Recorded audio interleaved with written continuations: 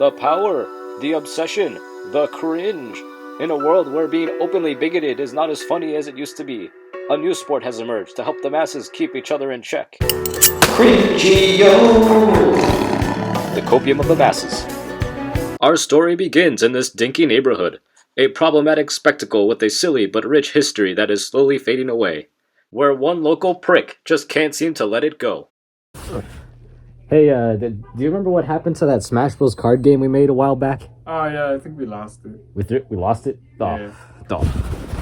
Have you ever drawn something or crafted something as a little kid and then slowly realized over time that it was kind of cringy? And then even later, you try to look for it only to realize that it's gone? Floating! No, just me. When we were young, we all did cringy things. Whether it was the games we played, the things we said, the things we made, or the things in our heads. And today is the last day of 26. Okay, so Now the modern social landscape is slowly shifting to start rejecting bigotry and start holding people accountable. Oh, bother! It's Winnie the Pooh! Kind of. Now the thing is, how do you hold people accountable exactly? Like, what would be the proper procedures to call out bigotry in everyday life? Like, for instance, if you have a grandpa who thinks that your grandma is only good for making him sandwiches, you might try your best and say something like, "Grandpa, that's sexist, that's old school. Have respect for grandma." And your grandpa might look at you dead in the eyes and be like, "Oh, I'm sorry. Honey, make our grandkids sandwiches too." Now what's your next course of action? Hope that you have your local gender studies professor on speed dial so you can call him up and say, "Hey, excuse me, my grandfather is being an old school a-hole right now. Can you please come down here and make him make his own damn sandwich?" What? I make him a sandwich. No, you don't understand. He wants a sandwich and no one wants to make him one. He can make his own sandwich. He's capable. Yes, I know he only has one hand. It's still feasible. But of course, as always, I have a very poignant solution. See, why leave matters of social justice in the hands of Twitter threads when we can all hold each other accountable on the same playing field, going guns ablaze? make him a sandwich. It's not that hard. Calling each other out. That's right. I'm gonna make a card game where you hold your friends accountable for all their problematic behavior. And it's gonna be done in a very fun, friendly, non-confrontational family way, like Mario Kart. Okay, so once I decided this project was going to be a card game, I had to do research to look up some rules, so I decided to look at Yu-Gi-Oh! For some inspiration. And the title I came up with was Crin-Gy-Oh! I know, I'm hopeless. So the first thing I did was I brought out the big guns and I measured out the dimensions of a typical Yu-Gi-Oh! Card. Once I had that, then I set it aside and brainstormed for a while about the rules, and okay, so first, this game won't be as in-depth as Yu-Gi-Oh! There won't be cards in attack or defense position. And instead of having life points that deplete, we're gonna have cringe capacity. Now your main goal is to get your opponent's cringe capacity down from 9,000 to 0. Now every player has 15 cards to play each game. There are 3 types of cards: a memory card, an item card, and a dank legend. Now the main cards you're going to use are your memory cards. These are the cards where you can write down anything about your opponent's past that's problematic, bigoted, or just cringy. And each one has a base damage of 1,000 cringe capacity to your opponent. Now you can pair your memory card with an item card. Now item cards can be used on any turn with any memory card, but keep in mind you only have 5, so as long as you have them you can still use them. And finally you have dank legends. Now dank legends are deceased icons of pop culture with special abilities and can help you level the playing field, stuff like that. Very effective. And you can also pair these with item cards. And finally, now that it was all complete, with the power of all these dank legends in my hands, there was only one thing left to do. I had to summon their power and find the best of the best. But more importantly, take it out into the real world. Take this creation to the masses. And I'd be more than willing to search every hill, every crevice, and every crack hole to find a worthy opponent to face me in the first ever game of Crin-Gy-Oh! Who would be the first champion?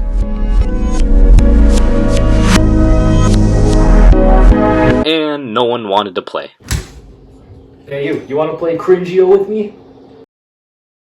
Alright, are you ready to face me in the fiercest competition you've ever seen?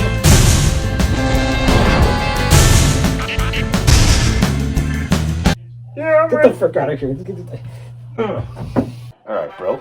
I'll let you go first. Tupac, 300 points of damage. My first card is a memory. This one's gonna get you. Remember when we went to Las Vegas and we walked past the people smoking cigarettes?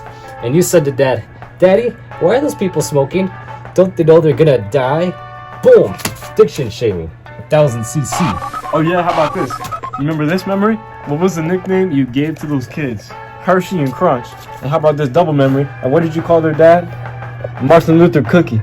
Oh crap, he's actually exposing me. This is my first Dank Legend card. I summon Etika. He reacts to your opponent's hideous past.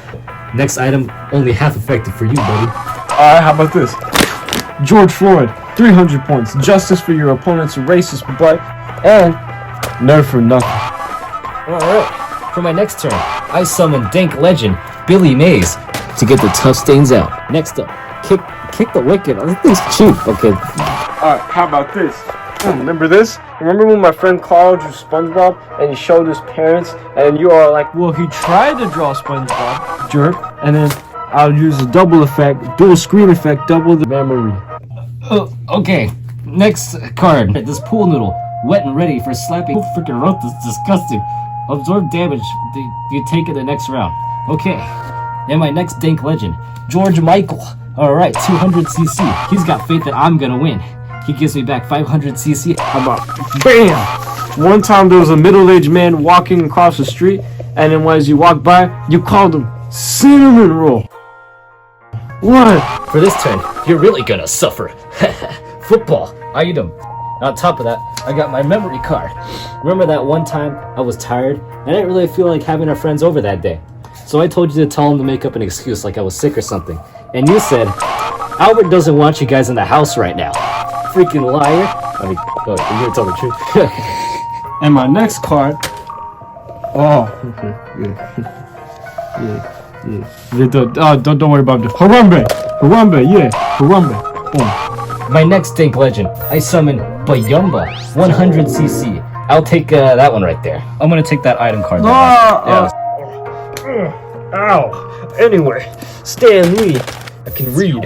And on top of that, a kendama. Extra 500. Yeah. Ah, this is a good memory. That one time on Christmas Eve, we were home alone for a few hours, so when you asked me to check up on Santa what the noise was, I said, "Oh, it's just some guy dressed as Santa Claus," and you got scared. Boom! Claustrophobia, classic form of bigotry.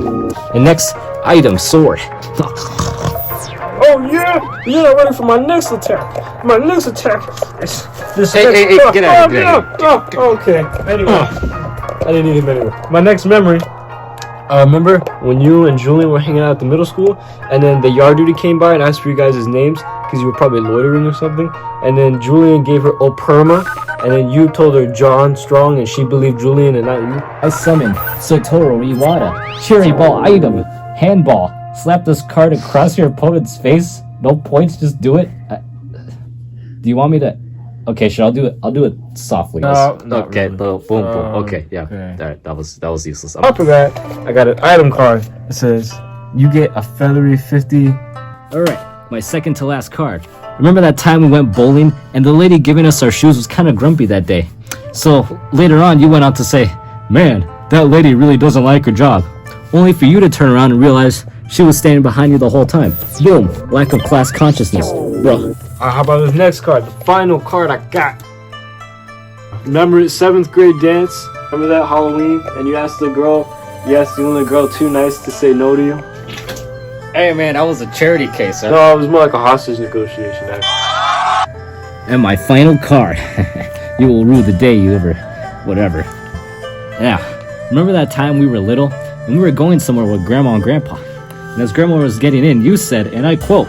No, actually, you know what? You win. Alright, you win. It's cool. Come on, let's go. I win. Yay! And now everyone on YouTube knows I'm a terrible person. I still won though. Yeah, something tells me this game isn't gonna catch on. Okay, I'm shutting this off. Well, this interview went really well. Oh yes, it did.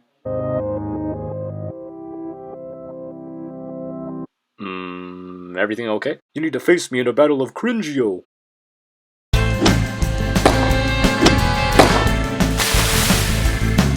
Our love is like water.